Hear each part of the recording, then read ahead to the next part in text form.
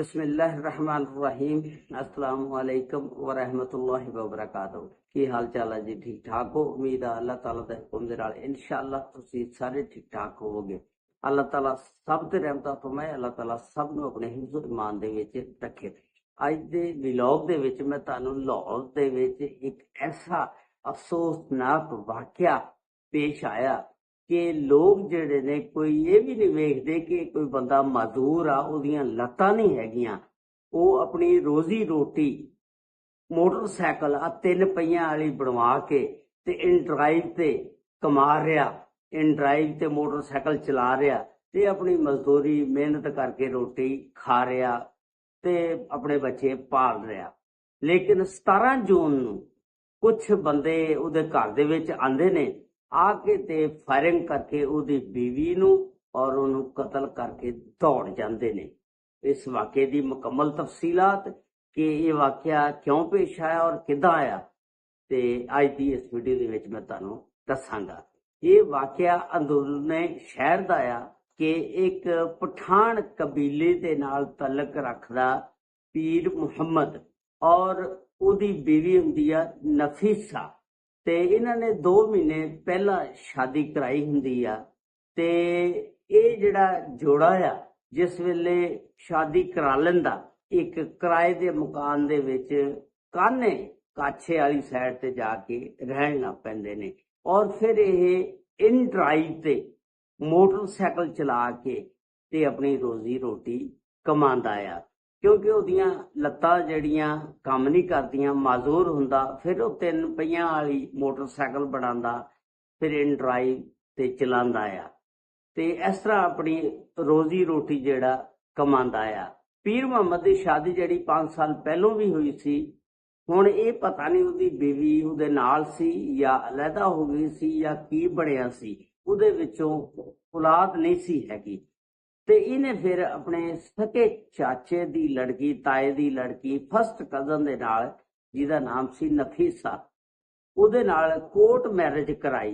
Court marriage करा के ते फिर ये कान्हे काछे वाली साइड ते दोनों रहन लग पे। हुण इहदा सका जिहड़ा ताया सी ओह इहदे घरदिआं नूं पुछदा, इहदे घरदिआं नूं तंग करदा कि दसो पीर मुहम्मद कित्थे गया, कित्थे रहिंदा। ते उन्हां नूं पता तां लग गया सी कि ओह नफीसा नाल शादी कर लई। ओह 2-3 महीने उहदे पिछे लगे रहे, उहदी रैकी करदे रहे भी कित्थे रहिंदा। घर वालिआं नूं भी नहीं सी हुण पता भी ओह कित्थे रहिंदा। इन्हां ने फोन शोन सिमा सब कुछ बंद कर लिया। जिस वेले उत्थे किराए ते रहन लग पे, वो जिहड़ी नफीसा सी ना, वो मुकद्दर माड़े जदों बंदे दे होण इसे तरह हुंदे ने।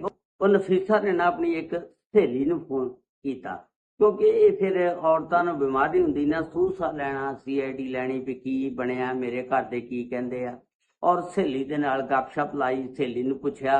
उस सहेली ने फिर सारा कुछ दस्सिया भी इस तरह ते सहेली ने फिर वो जिहड़ी ना इन्हां दी मुखबरी करती।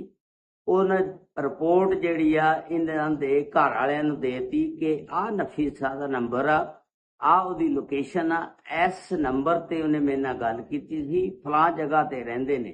उहदे घर वालिआं ने नफीसा दिआं ने फिर उस नंबर दी लोकेशन कढा के फिर 2 हफ्ते तक उन्हां दी रैकी कीती, उन्हां दी रखवाली करदे रहे, देखदे रहे कित्थे आंदे ने, जांदे ने, कित्थे रहिंदे ने। बस फिर 2 हफ्ते तो बाद फिर नफीसा दे भरा और नफीसा दा अब्बा इन्हां दे घर जांदे ने। जाके ते अगों देखदे ने कि ये जिहड़ा पीर मुहम्मद आ मोटरसाइकिल कढदा नाश्ता लैण जांदा आ ते नाश्ता लैके जिस वेले वापस आंदा आ ते वेखदा ਉਹਦੇ घर ਦੇ ਵਿੱਚ ਉਹਦਾ ਚਾਚਾ ਤੇ ਉਹਦੇ ਸਾਲੇ ਆਏ ਹੁੰਦੇ ਨੇ। ਆ ਕੇ ਤੇ ਉਹ ਨਫੀਸਾ ਦੇ ਦਿਮਾਗ ਦੇ ਵਿੱਚ ਉਹ 5-6 ਗੋਲੀਆਂ ਮਾਰ ਦਿੰਦੇ ਨੇ। ਨਫੀਸਾ ਨੂੰ ਮੌਕੇ ਤੇ ਮਾਰ ਦਿੰਦੇ ਨੇ। ਜਿਸ ਵੇਲੇ ਅੱਗੋਂ ਆਉਂਦੇ ਨੂੰ ਪੀਰ ਮੁਹੰਮਦ ਨੂੰ ਵੇਖਿਆ, ਹੁਣ ਪੀਰ ਮੁਹੰਮਦ ਵਿਚਾਰਾ ਮਜ਼ਦੂਰ ਸੀ, ਮੋਟਰਸਾਈਕਲ ਤੋਂ ਉਤਰ ਕੇ ਨੱਸ ਵੀ ਨਹੀਂ ਸੀ ਸਕਦਾ, ਕੁਝ ਵੀ ਨਹੀਂ ਸੀ ਕਰ ਸਕਦਾ। ਇਹਨਾਂ ਨੇ ਫਟਾਫਟ ਪੀਰ ਮੁਹੰਮਦ ਨੂੰ ਆਉਂਦੇ ਨੂੰ ਉਹਨੂੰ ਵੀ 5-6 ਗੋਲੀਆਂ ਮਾਰੀਆਂ, ਮਾਰ ਕੇ ਤੇ ਉਹਨੂੰ ਵੀ ਮੌਕੇ ਤੇ सुट दिता और आप फिर फरार हो गए। फिर रेस्क्यू 112 नूं कॉल हुंदी आ, पुलिस आंदी आ, 15 ते कॉल चलदी आ। फिर इन्हां दीयां लाशां नूं चुक के हस्पताल लैके जाया जांदा ਤੇ ਉੱਥੇ ਫਿਰ ਇਹਨਾਂ ਦਾ ਪੋਸਟਮਾਰਟਮ ਹੁੰਦਾ। ਉਸ ਤੋਂ ਬਾਅਦ ਫਿਰ ਇਹਨਾਂ ਦੋਨਾਂ ਦੀਆਂ ਇਕੱਠਿਆਂ ਦੀਆਂ ਕਬਰਾਂ ਕੱਢੀਆਂ ਗਈਆਂ ਔਰ ਫਿਰ ਇਹਨਾਂ ਦੋਨਾਂ ਨੂੰ ਇਕੱਠਿਆਂ ਹੀ ਦਫਨਾਇਆ। ਹੁਣ ਦੇਖੋ, ਜਿਨ੍ਹਾਂ ਨੇ ਮਾਰਿਆ ਨਫੀਸਾ ਦੇ ਅੱਬੇ ਨੇ ਜਾਂ ਭਾਈਆਂ ਨੇ, ਹੁਣ ਉਹ ਸਾਰੀ ਉਮਰ ਜੇਲ੍ਹ ਕੱਟਣਗੇ।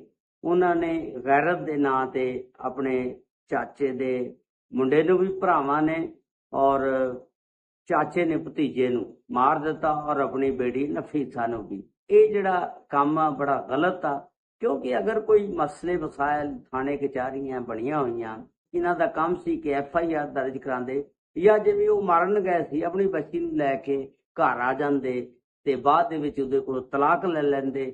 ਲੇਕਿਨ ਇਹ ਇਹਨਾਂ ਨੂੰ ਹੱਕ ਹਾਸਲ ਨਹੀਂ ਸੀ ਕਿ ਦੋਨਾਂ ਨੂੰ ਗੈਰਤ ਦੇ ਨਾਮ ਤੇ ਮਾਰ ਦਿੱਤਾ ਔਰ ਕਤਲ ਕਰ ਦਿੱਤਾ। ਇਹ ਸੀ ਅੱਜ ਦਾ ਵਾਕਿਆ, ਅੱਜ ਦੀ ਸਟੋਰੀ ਜਿਹੜੀ ਮੈਂ ਤੁਹਾਡੇ ਨਾਲ ਸ਼ੇਅਰ ਕੀਤੀ। अल्लाह ताला सब पे रहमत फरमाए, अल्लाह ताला सब अपने हिफ्ज़ो मान रखे। अस्सलामु अलैकुम व रहमतुल्लाहि व बरकातहू।